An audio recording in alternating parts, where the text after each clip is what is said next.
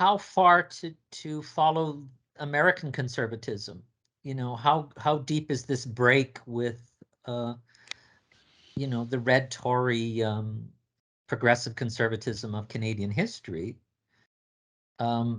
which is to some extent mocked by Poilievre, but is I think alluded to by Charest, and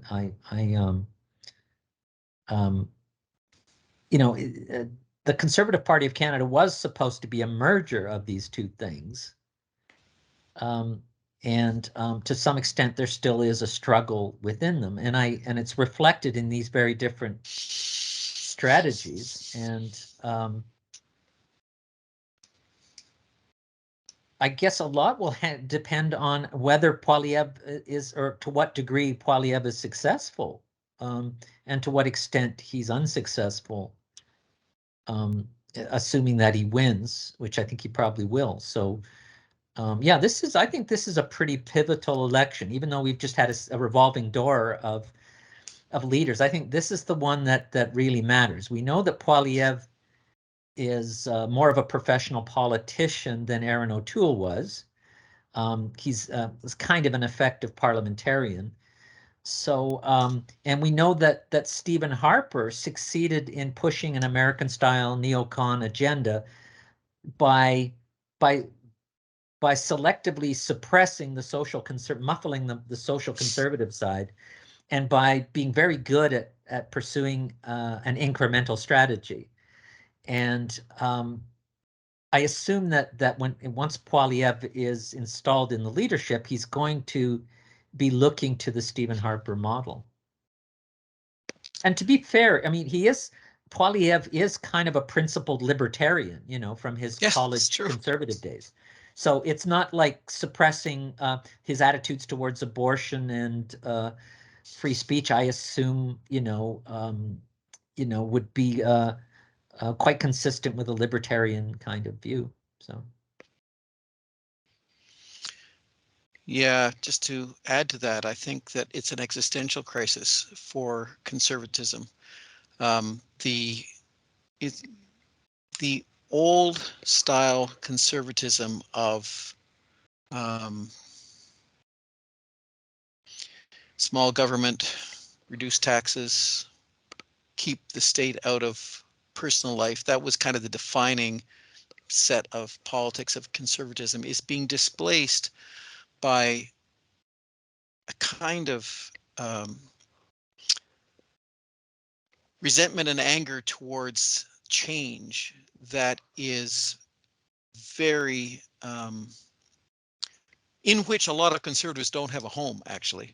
There's a lot of conservatives who feel outside of it, not necessarily for policy reasons, but so for instance, the ubiquity of vulgar signs attacking Trudeau everywhere throughout much of small town Canada. I've seen it in Ontario, I've seen it in Alberta. I won't express the words because it's too vulgar, but it's F.K. Trudeau. Yeah. And they're everywhere. They are disgusting. And it doesn't matter what regardless of what one thinks about a person in political life, for that kind of rude, vulgar, obscene sign to be splattered all over trucks and all over towns is a sign of a very low and degenerate discourse.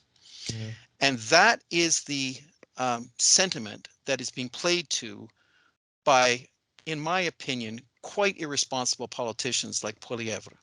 It's a very irresponsible thing to do, but that's the direction it's going in, and it leaves the sort of small government conservatives a little confused as to sometimes where to go with it.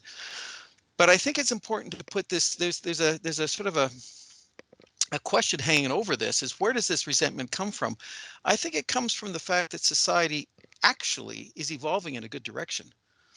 I think that this is a backlash against the emergence of new voices, the emergence of Indigenous voices of the new multicultural cities that are developing, the new urban and educated voices that are emerging, that the gender variant voices that are emerging. It's a backlash against this.